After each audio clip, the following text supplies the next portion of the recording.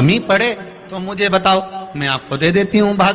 पर ब्राह्मण देव तो ब्राह्मण देव थे, जो लाते थे वो दान पुण्य संकीर्तन में लगा देते थे। एक दिन शाम का समय, प्रदोष का दिन, प्रदोष का दिन, प्रदोष काल, शाम का समय, भगवान देव अधिदेव महादेव माँ जगतजननी पार्वती जी के साथ में भ्रमण करने के। देखिए,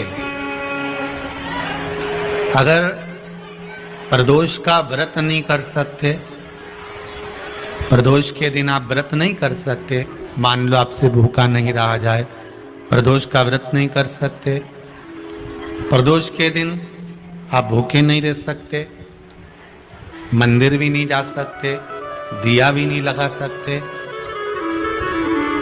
तो शिव महापुराण की कथा कहती है कि प्रदोष के दिन, प्रदोष काल में अपने ही दरवाजे के पास देवाधिदेव महादेव का स्मरण कर कर लक्ष्मी की वृद्धि के लिए,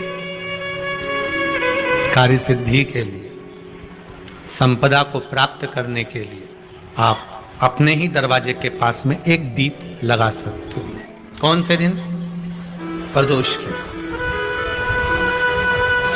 एक बात और अच्छे से समझ लीजिए, जो बच्चे चिड़चिड़े होते हैं, चाहे घर में बेटे हों, बहुएं हों, सास हो, ससुर हो, परिवार में छोटे छोटे बच्चे हों, चिड़चिड़ प्रवृत्ति करते हों या चिड़चिड़ा स्वभाव हो, जरा जरा सी बात में क्रोध आ जाता हो, बोलने का भान नहीं रह पाता हो, शब्दों के बाण चलते हों, तो महाराज प्रदोष के दिन, प्रदोष काल में बेलपत्री के पेड़ के नीचे एक, जो पत्ता आपके पास में हो, पान का मिल जाए तो पान का, पीपल का मिल जाए तो पीपल का, बेलपत्र का मिल जाए तो बेलपत्र का, उस पत्ते पर मात्र थोड़ा सा शहद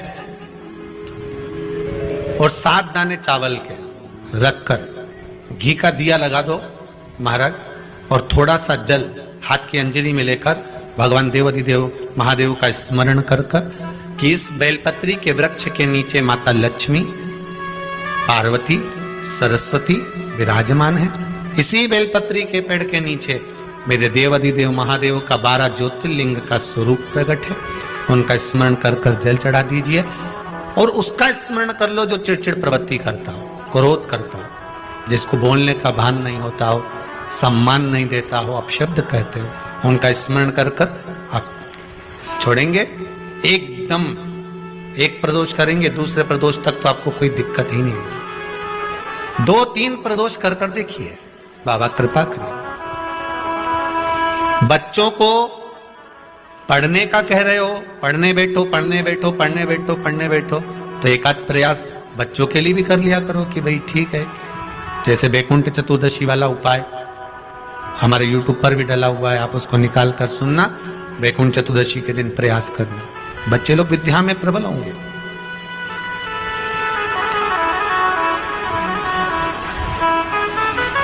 शिव उपासना का जो फल है वह 1000 गुना। ब्राह्मण देवता आज मंदिर के दरवाजे पर बैठे हुए थे, मंदिर की बुआरी लगाकर बेलपत्री को उठाकर एक बोरे में, एक बारदान में, एक झोले में भर रहे थे।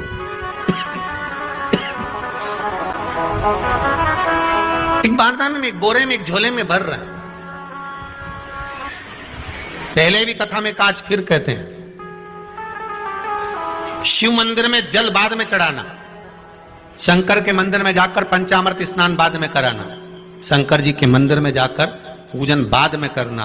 पहले थाली एक और रखकर शिव मंदिर में झाड़ू, पोछा या जो बेलपत्री, निर्माल्य जो भी रखा हो, उतरा हुआ सामान, उसको भरकर कहीं एक और जहां मंदिर वाले रखते हो वहां ले जाकर रख दो। झाड़ू पोछा एक बार जरूर। इस ब्राह्मण के चरित्र को सुनिए जो शिव महापुराण में वर्णन किया गया।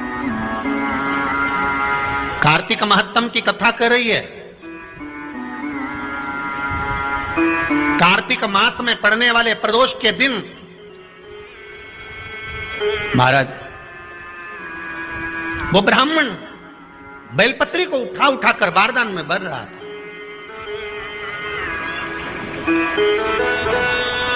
पूजन करने से पहले सबसे पहले सफाई का ध्यान रखो, और एक विश्वास रखना, आप मंदिर की सफाई नहीं कर रहे हो, फिर निवेदन करूंगा आपको। आप मंदिर की झाड़ू नहीं लगा रहे हो, आप मंदिर की सफाई नहीं कर रहे हो, आप मंदिर में पोछा नहीं लगा रहे हो। जितना हाथ आप मंदिर में फेर रहे हो सफाई के लिए, उतना आपके जीवन में जितना दुख है, जितनी तकलीफ है, जितना कष्ट है, जितनी बीमारी है, उस पर हाथ फेर रहे हो। मंदिर में नहीं फेर रहे हो। नहीं तो सारी दुनिया में जितने मंदिर हैं, सारे मंदिरों में ट्रस्टियों ने कुछ ना कुछ लगा के रखा है। स्वीपर आता है, साफ करके जाता है, ये आएगा सफाई कर जाएगा। पंडित जी होंगे तो बुआरी लगा देंगे, पंडित जी होंगे सफाई कर देंगे। उन्होंने तो पंडित जी को बोल के रखा है कि साफ कर दो, पंडित जी करते भी हैं, पर पहला फर्ज आपका है कि आप मंदिर में आए हो तो पहले आप सफाई करो। क्यों? क्योंकि हम उसका द्वार साफ रखें। आज के समय में तो एक नियम हो गया साहब कि मंदिर में जाते हो तो मंदिर के दरवाजे पर चप्पल उतार के जाते हो, नहीं तो शास्त्र रीति तो ये कहती है कि मंदिर में भगवान सामने बैठा है तो उसके सामने चप्पल भी नहीं उतरना चाहिए। तो कई लोग कहते हैं मंदिर के अंदर थोड़ी ना उतार, हम तो जीने से भी बाहर, एकदम गेट के बाहर वहां उतार, पर सामने तो है ना, सम्मुख में तो है। तुम्हारे यहां अगर 4 लोग दिवाली मिलने आते हैं ना, तो तुमने चप्पल रखने का भी स्टैंड बनाकर रखा है, साइड में उतारिए, दहली पर मत उतार देना, थोड़ा साइड में उतारो। सामने से सब आते जाते रहते हैं, सामने उतारो, सम्मुख में क्यों उतार रहे हो?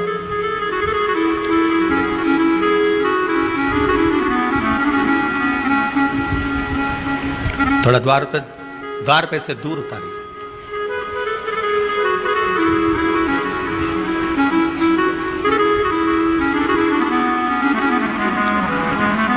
अभी तो कुबेरेश्वर धाम में काम चल रहा है, आप लोग जो दान दे रहे हो, आपके दिए हुए दान से निर्माण चल रहा है। अभी तो आप पहनकर जूता चप्पल भी अंदर आ जाते हो, भले दूसरे मंदिरों में चप्पल पहनकर हमने देखा है, आधिकाधिक मंदिरों में, ब्रजभूमि पर भी बहुत मंदिरों में लोग अंदर जूता पहनकर चले जाते हैं, पर जब तक बाबा नहीं बैठा तब तक तो आप पहनकर आ रहे हो। जिस दिन बाबा कुबेरेश्वर धाम में आकर बैठ गया, उसके बाद वो दोनों गेट पर चप्पल बाहरी रहेगी। आओ आप, कंकर से शंकर जब शरीर से लगेगा तब सुख भोगोगे, आनंद भोगोगे, सुख की प्राप्ति।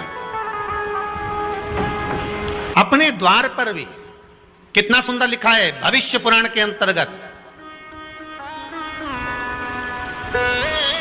और विष्णु पुराण में भृगु बाबा का चरण का चिन्ह भगवान विष्णु की छाती पर रहा। भगवान विष्णु की छाती पर भृगु बाबा के चरण का चिन्ह रहा।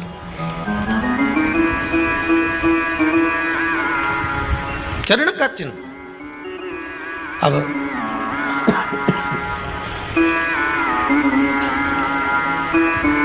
भविष्य पुराण में लिखा है कि अगर हम मंदिर के द्वार पर घर के चौखट के एकदम सामने चप्पल उतार देते हैं, 7 बार दिन भर में से, कितनी बार? 7 बार विष्णु पुराण कहती है ऐसा कोई दिन नहीं होता जिस दिन दरवाजे पर 7 बार लक्ष्मी आकर खड़ी नहीं होती हो। कल एक कथा कही थी आपको कि प्रत्येक मनुष्य के भाग्य में सुख लिखा है, केवल मंथन करना। भविष्य पुराण कहती है 7 बार लक्ष्मी प्रत्येक मनुष्य के दरवाजे पर जाकर खड़ी होती है, पर द्वार पर चप्पल पड़ी होने के कारणवश वो लौट कर चली जाती है। बहुत ध्यान दीजिएगा महाराज, थोड़ा सा आपको बुरा लगेगा, लग जाए, पर शिव पुराण है, जीवन संवार देगी तो अच्छी बात है,